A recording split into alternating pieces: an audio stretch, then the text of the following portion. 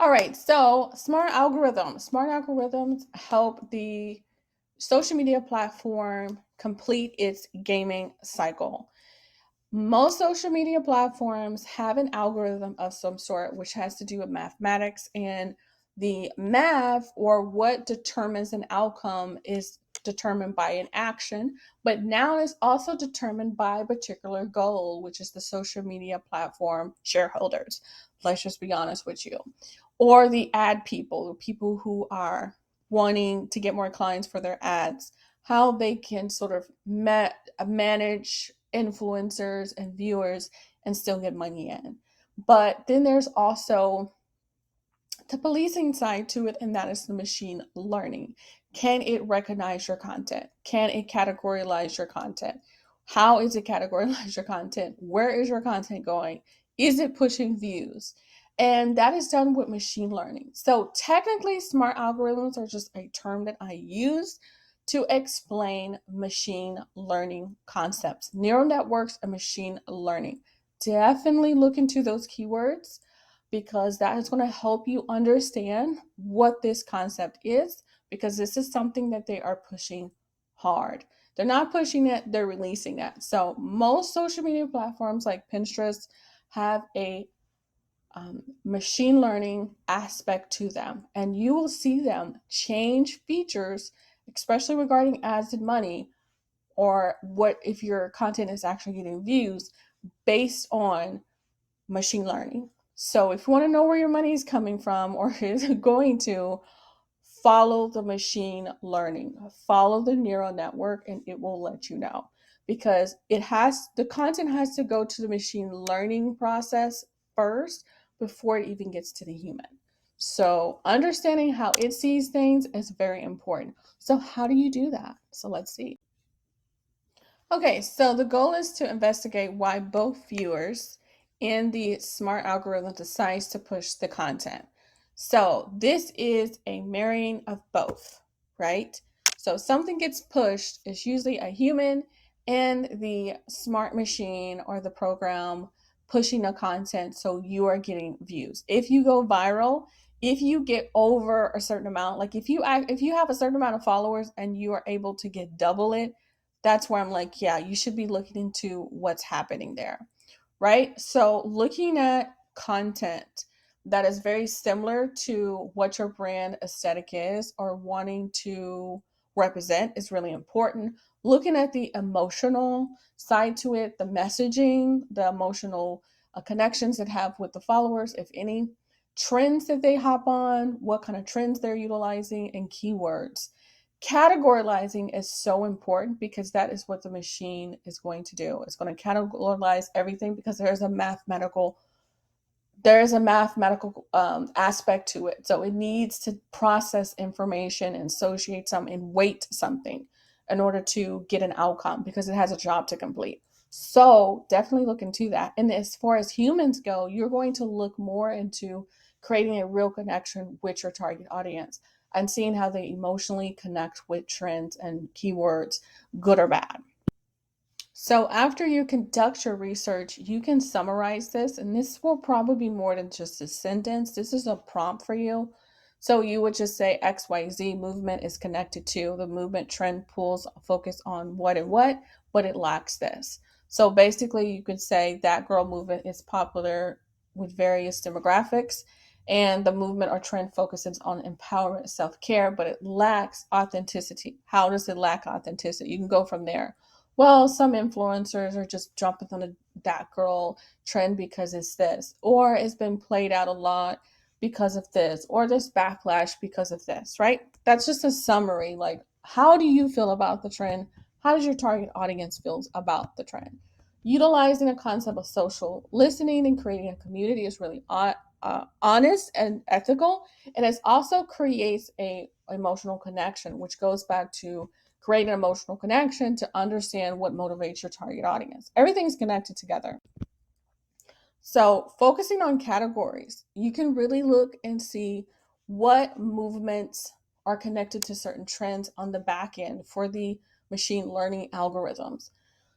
You can look at different machine learning algorithms process and neural networks to see how it actually conceptually see keywords and concepts, because it doesn't technically see the image.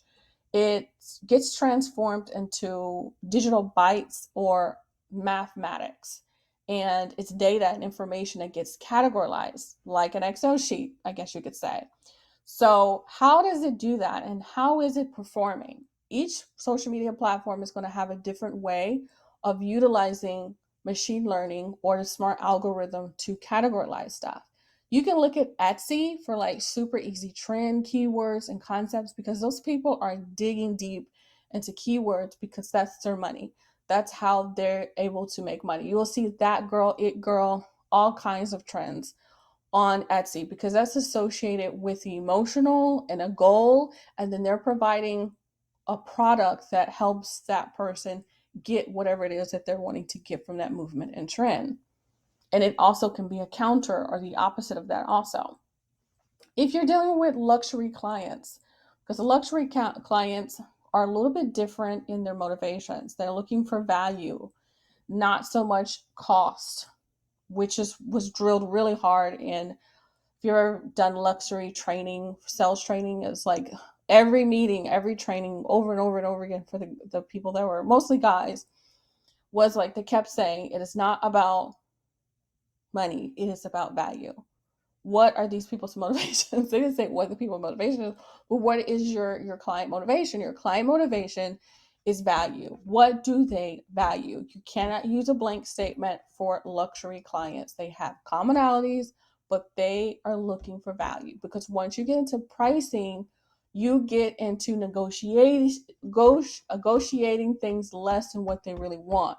When you get into luxury, you get what you want. So there's no negotiation along as when it comes to their expectations. So the standard is high. Okay? So, and just because the standard is high does not mean what their items they're looking for has fiat money attached to it. It could be, I would like oud from Egypt from a certain part from a particular family. And it may be very low cost, but hey, maybe it's hard to get to that place, right? So it has a value for them. Maybe other people don't see it as valuable, like quiet luxury, or, only a small group of people understand it. It's very valuable, but they're not looking for that. They're looking for a thing that is valuable to them. So that's my feel about luxury clients. I'm not going to dig into that too much. I might do a class or maybe a podcast on um, social selling, because that's really important. But after you do that, after you do your summarization and you do your process, feel free to add more information, because I almost promise you, you are going to get more info from than just this sentence or just this paragraph. And if you need to do list, you can do a list, because sometimes it's better to do an outline or list or a graphic tree with things linking than to do a paragraph. But it's good to have a summary. Even if you do a list, even if you do a graphic and you draw it out, have a summary, because you can send this to the people that's going to help you with this. And even if you're doing everything yourself, your future self will thank you. Believe me. After you've done this, you're going to do your strengths, weaknesses, opportunity, and threats. And you're going to write down your feelings and emotions when viewing the content and create a storyline for the trend. Yes, you're going to get a tap into your emotions and feelings about viewing the content, what it makes you feel, right? You are also going to do this for your target audience.